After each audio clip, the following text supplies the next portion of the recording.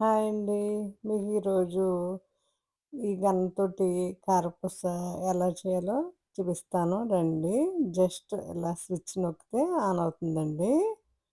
చూద్ చేద్దాము ఇప్పుడు.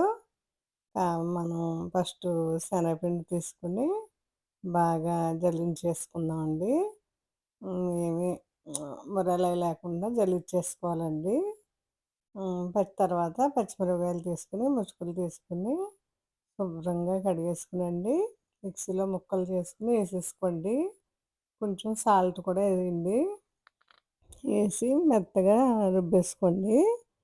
మెత్తగా రుబ్బుకున్న తర్వాత ఈ శనగపిండిలో కొంచెం వరిపిండి కూడా ఎయండి. క్రిస్పీగా వస్తుంది.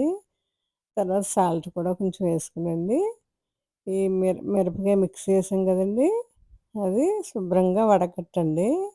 లేదంటే హ్మ్, మనకి ఏదన్నా తుక్కులాగా అలా ఉంటే గనక అడ్డుపడి దిగదండి. అందుకని వడకట్టేసుకోవాలి. తర్వాత పిండి ముద్దలా చేసుకొని పైన తడిగుడ్డ పెట్టండి. ఆరకుండా ఉంటది.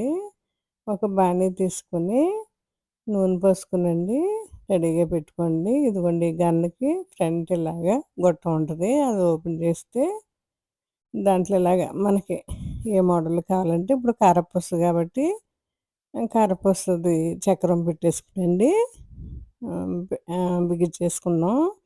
దాంట్లో ఇప్పుడు చాలా రకాలు ఇస్తారు కదండీ! మురుకులు అలా చేసుకోవడానికి. అలానే ఇచ్చాడు దీంట్లో కూడా. ఇదేనండి బటను. ఈ బటన్ నొక్కుంటే ముందుకి, వెనక్కి ఎళ్తుందనమాట. అదండి. ముందుకెళ్ళే కొలది పిండి నొక్కెడుతుంది. అయిపోయినాక వెనక్కి పెట్టేసుకునండి. పిండి ఇలా పెట్టుకొని ఇలాగ స్విచ్ ఆన్ చేసేసుకుంటే అండి హ్మ్, అదే దిగిపోతుంది. ఒకటి ఒక స్టిక్ ఒక రేకులాగా ఇచ్చారు. దాంతో ఇలా నొక్కితే బయటికి కిందకి పడిపోతుంది. అండ్ అలా బానే అయిపోయిందండి. కాకపోతే కొంచెం లావుగా వచ్చింది.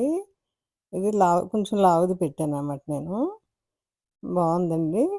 వెరైటీగా ఉంది. కానీ ఒకసారి ఇలా పేపర్ మీద టిష్యూ పేపర్ మీద ఏసి చూద్దామని చూసానండి. కానీ ఆయిల్‌లో ఏసినప్పుడు విడిపోద్ది కదండీ! పేపర్ మీద అయితే ముద్దలా వచ్చింది. ఇలా సూట్ అవ్వలేదండి. ఇలా చేయకూడదు. డైరెక్ట్‌గా ఆయిల్‌లోనే వేసుకోవాలి. ఇదిగోండి అయిపోయాక అలా మొత్తం పిండంతా అయిపోతుంది. లాస్ట్‌లో కొంచెం ఉంటదంతే. అది గన్నకి పట్టుకొని కొద్దిగా ఉంటదంతే. హ్మ్. ఈజీగా ఉందండి.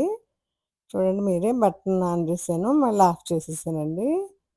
ఇలా చేత్తో తీసుకుంటే విడివిడిగా ఎయడానికి బావుందని చేత్తో తీసాననమాట.